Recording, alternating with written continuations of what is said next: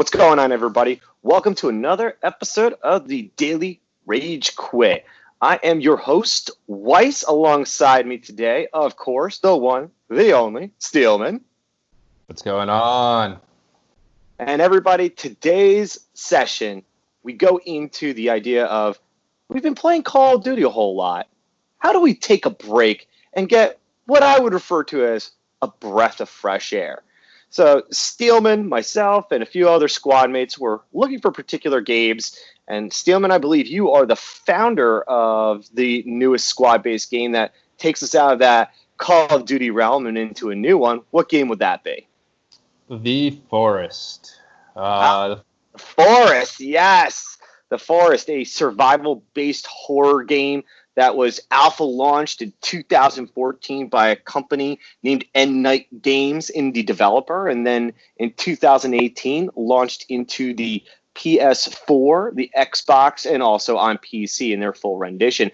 And what's really interesting, in 2019, just in December, they launched a new trailer for a new game they'll be launching, which is The Sons of the Forest. Now, STEELMAN, why did we choose this game in the first place? Honestly, I saw a video that looked really creepy and weird, and it looked different. It had to do with some of the enemies, and I kind of sent it in the group text to everybody, and I was like, hey, what do you guys think about this weird-ass game? Then I saw some videos on it, and it looked pretty cool. And as someone who comes from a background who hates horror movies, who doesn't like horror games, who gets their shit scared out of them very easily and gets anxiety over this stuff, it was a hard choice. But in the end, I was like, you know what? With four people total, I think we could do this. It wouldn't be that scary. It sounds kind of fun. The building aspect looks cool. So that's kind of where my thought process was. Everyone else seemed to be like, yeah, let's give this a try. So we got the squad together, and it's for everybody on here. We all downloaded. We started to play, and it wasn't exactly what we thought it was. It actually turned out to be a lot better for a game that is super old and had been in development for 4 years until being launched. You know, this is a survival-based game where true survival, where you have to feed yourself, you have to take care of yourself, you have to build bases, and while you're building bases to protect yourself from mutant cannibals, which are extraordinarily terrifying in the game because they can attack you at night, they can attack you in the day, they can attack you in groups. And what I found super great about it is just a breath of fresh air. You know, coming from Call of Duty, we were running 500 miles an hour, and all of a sudden you load up this game, you are going 5.6 miles an hour. The game is much slower. The game is more methodical. It's thoughtful.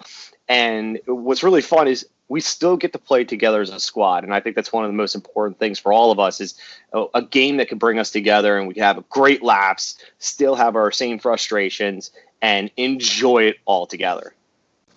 Yeah, I think without multiplayer, I wouldn't have touched this, to be honest. I really don't have a desire to get into a game and just be scared the whole time by myself and be, you know, wandering around in the dark and building a base that, you know, for myself. It doesn't sound fun. So having the ability to bring three of my good friends in there and then do this together and like explore and find out what's going on in this game and explore enemies, explore caves, do all the explore the forest.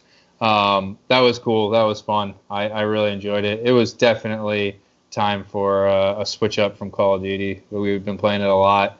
The new meta on Call of Duty is fast paced, go go go. It's kind of lame. So good switch up. I'm all for it. Had fun. I think one of the biggest things that stood out to me about the game, besides the camaraderie piece and the slowdown of pace, is I was not anticipating an environment like that. You think you're just on an island and it's going to be pretty small, short game, but really the island is extraordinarily detailed. It's huge. And I like the coolest thing about it, it's living and breathing. So when you craft, when you build things, you have to chop down trees, collect rocks, twigs, all this shit. And then what happens is, as time flows and the game tracks the time in which you're alive, everything grows back.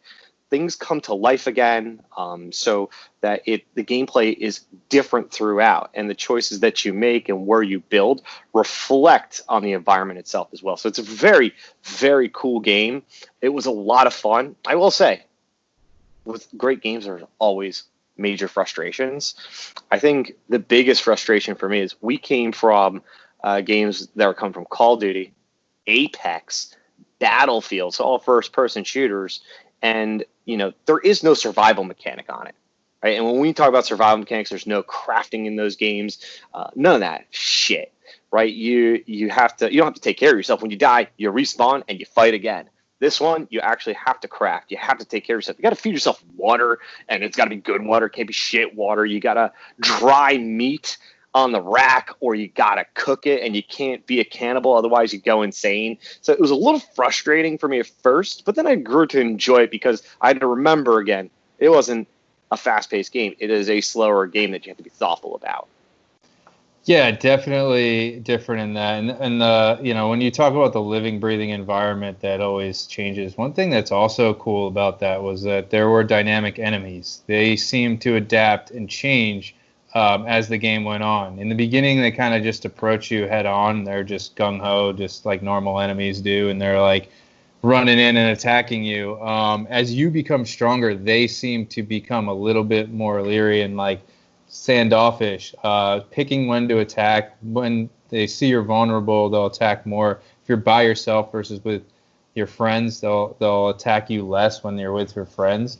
But then they also started to adapt, and they start to climb trees, and they start to jump over your walls, and they change their approaches. Some of them even faking dead once you knock them down, which is kind of cool. That was different. I haven't seen that in a long time. So yeah. Now, was there anything, Steelman, that really frustrated you in the game? Yeah, so, I mean, it's an indie studio, right? So you're going to have a little bit of those tiny things that the other more large studios and polished studios get right. And one of those things was some frame rate issues. I had some frame rate issues, especially when we were, day 30 and beyond, and had built large bases with lots of textures and polygons and all those things that the game has to hold in that save game. And once you build multiple bases, those things are all weighing down the game, and you could really feel it. That's not something that would weigh on a game unless you have fast-paced enemies like you do in this game, which run, move, jump, fly at you even at times. And that's tough when you're dropping frame rates and you're trying to take a spear and jab a guy that's running at you, and then all of a sudden he's behind you. That was frustrating. That was something I hope that they improve on the next one. I'm sure they will. With a bigger budget comes a better quality game. So I anticipated it to be fixed in the next one. It wasn't a huge deal. It's still fun. It didn't kill you. It would just made things frustrating. I imagine if you were playing on Survivor, though, like the hardest setting where you're, that would probably be difficult. That would be tough. You wouldn't be able to get very far, which hopefully, they can fix that. So Steelman, final verdict. Would you recommend this game for other gamers? Sure, 100%. I mean, it's an awesome game. Running around with your friends, sawing down trees and building forts. It's like, building a blanket fort in your parents' house when you're a kid with the couches and stuff. You get to make these cool forts out of wood and other materials, and you can even decorate them and stuff. Man, it's fun. But also there's some cool like hunting aspects of it, and going around with your buddies. It's always fun. It's a nice switch of pace. So highly recommend it if you haven't played it for $20, which it's going for now. Easy buy. So yeah, definitely recommend. So guys, make sure you go on the PlayStation Store. Go check out The Forest. Go check out some of the videos on YouTube. Especially check out the new Sons of Forest trailer. The game looks sick and ridiculous. And based off of what we've seen in this game alone, I think the second game is just going to be completely on a different level. We're really, really excited. So thank you all very much for jumping in to our featured episode on The Forest. Be sure to subscribe, like, or dislike, and comment below to keep the conversation going with the Daily Rage Quit. Weiss and Steelman, canceling out. See ya.